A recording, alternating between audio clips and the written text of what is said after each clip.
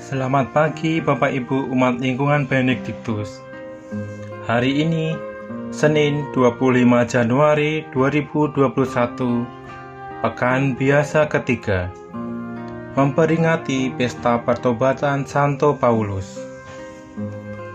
Bacaan pertama, pembacaan diambil dari kitab Kisah Para Rasul, bab 22, ayat 3-16.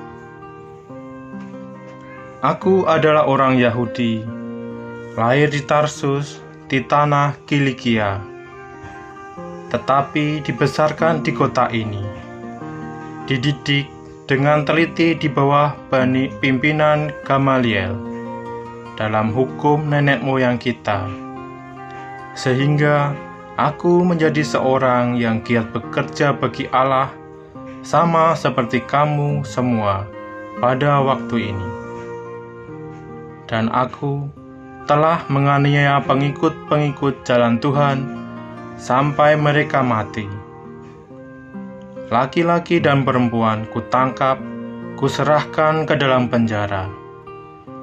Tentang hal ini, baik imam besar maupun majelis tua-tua dapat memberi kesaksian.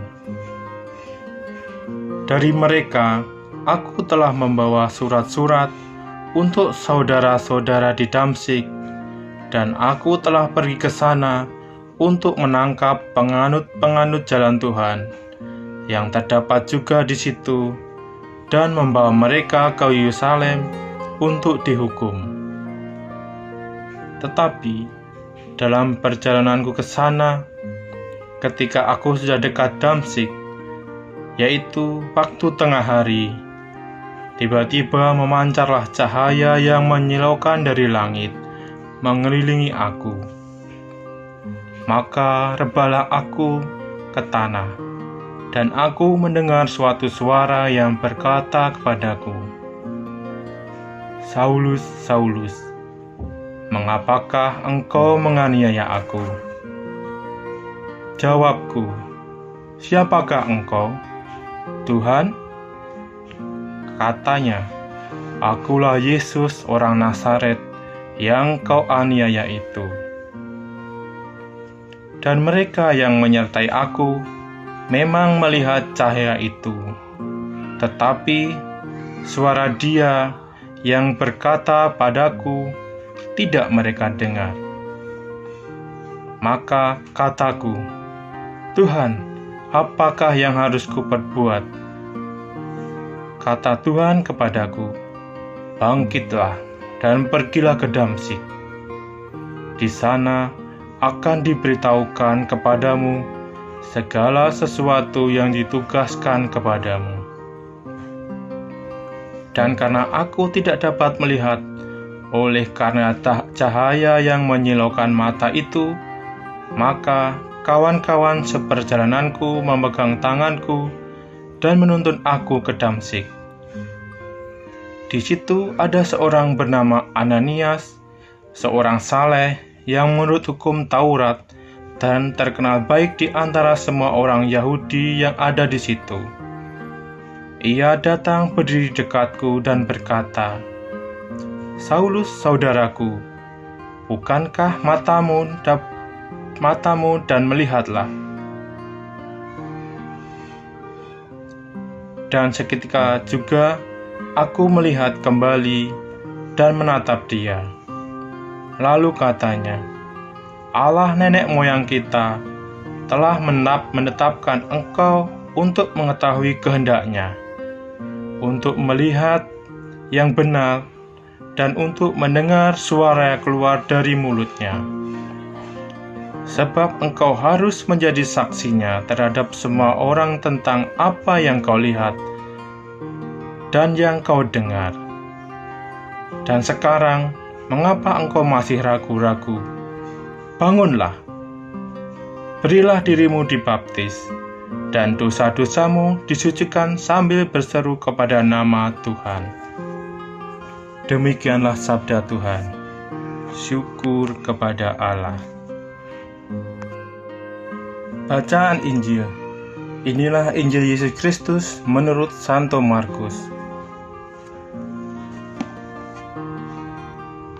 Lalu ia berkata kepada mereka, "Pergilah ke seluruh dunia, beritakanlah Injil kepada segala makhluk. Siapa yang percaya dan dibaptis akan diselamatkan, tetapi siapa yang tidak percaya akan dihukum. Tanda-tanda ini akan menyertai orang yang percaya. Mereka akan mengusir setan-setan demi namaku. Mereka akan berbicara dalam bahasa-bahasa baru bagi mereka.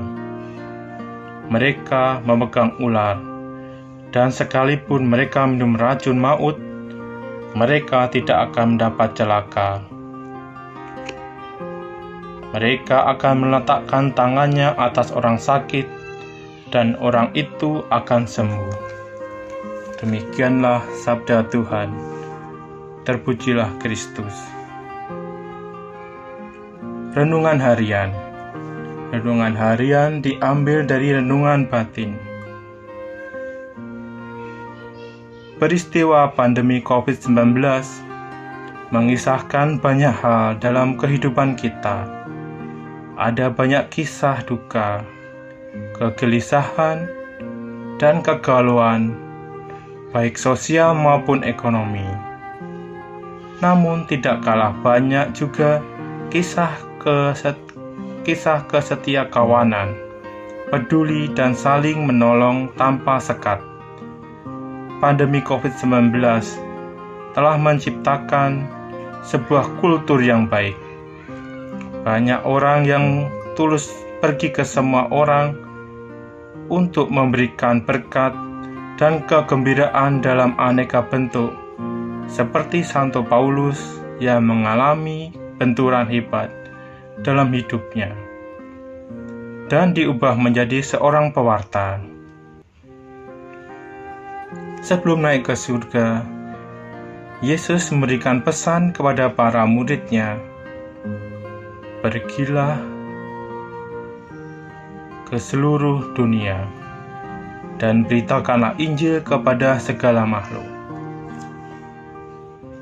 Tidak hanya memerintah untuk pergi, tetapi juga Yesus memberi bekal kepada para murid-Nya. Menarik bahwa sejak semula Yesus memerintahkan untuk mewartakan Injil kepada segala makhluk. Artinya, kabar sukacita harus diberitakan tidak hanya kepada manusia, tetapi juga kepada seluruh alam semesta. Bapa Suci dalam Laudato Si menegaskan, kita dipanggil untuk merawat bumi dan segala isinya sebagai rumah kita bersama. Merawat bumi dan menjadi pewarta sukacita, sebagaimana pesan Yesus, sangat tampak ketika Indonesia dilanda COVID-19. Baik keluarga, lingkungan maupun paroki dengan segala cara mengupayakan bantuan untuk meringankan penderitaan banyak orang, melewati sekat-sekat, dan untuk semua golongan, komunitas Katolik berbagi sukacita di tengah kerisauan karena pandemi. Itulah kiranya model pewartaan Injil dalam konteks dan situasi yang berkembang saat ini. Itulah cara Santo Paulus mewujudkan pertobatannya. Marilah kita berdoa. Allah Bapa, gerakkanlah hati kami sebagaimana Rasul Paulus yang rela pergi mewartakan kabar baik bagi semua orang demi terwujudnya damai di bumi seperti di surga. Amin.